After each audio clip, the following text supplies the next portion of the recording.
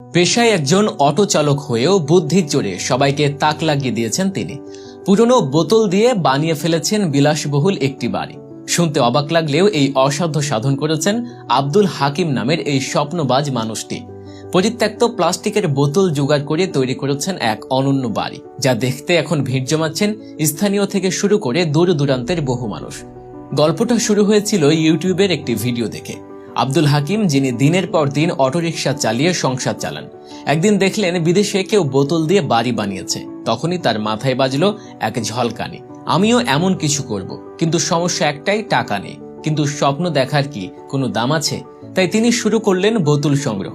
Auto চালানোর ফাঁকে ফাঁকে রাস্তার পাশে দোকানের সামনে মেলায় পড়ে থাকা প্লাস্টিকের বোতল কুড়িয়ে আনতে লাগলেন। লোকজন হাসাহাসি করলো, কেউ বলল এ কি পাগলামি। কিন্তু হাকিমের জেদ আর স্বপ্নের কাছে হার মানল সকল বাধা। প্রথমে তিনি রাজমিস্ত্রি বাদশাহ মিয়াকে ডাকলেন, যিনি 30 বছরের অভিজ্ঞতা সম্পন্ন একজন দক্ষ কারিগর। বাদশাহ মিয়া প্রথমে ভেবেছিলেন বোতল দিয়ে বাড়ি, এ আবার কি নতুন পাগলামি। কিন্তু হাকিমের জেদের কাছে হার মানলেন তিনিও। বাড়ি তৈরির পদ্ধতিটাও বেশ মজার। বোতলগুলোকে বালু আর মাটি দিয়ে ভরাট করা হয় যাতে শক্ত হয়, তারপর সিমেন্ট দিয়ে গাঁথা হয় ইটের মতোই, কিন্তু ইটের বদলে বোতল। ছাদে ব্যবহার করা হয়েছে টিন, যাতে গরম কম লাগে। মজার ব্যাপার হলো এই বাড়িতে লেগেছে 17,865টি বোতল, আর খরচ হয়েছে মাত্র 1.5 লাখ টাকা, যেখানে সাধারণত ইট সিমেন্ট দিয়ে বাড়ি বানাতে খরচ হতো 4 লাখ টাকা।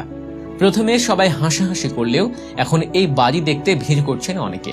স্থানীয় জারিন তাসনিম বলেন, ইউটিউবে দেখেছিলাম, কিন্তু আসলে এমন বাড়ি আছে ভাবিনি। এটা তো একটা ম্যাজিক। এমনকি পরিবেশ অধিদপ্তরের কর্মকর্তারাও বলছেন প্লাস্টিক দূষণ রোধে এটা একটা অসাধারণ উদ্যোগ। যদি সবাই এভাবে বোতল ব্যবহার করে তাহলে পরিবেশ অনেকটা বাঁচবে।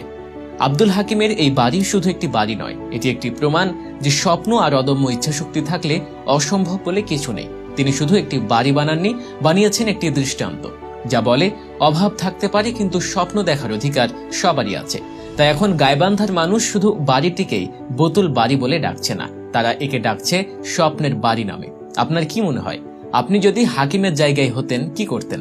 কমেন্টে জানিয়ে দিতে ভুলবেন না। এমন আরো নিত্য নতুন ভিডিও পেতে আমাদের পেজটি ফলো করে আমাদের সাথেই থাকুন।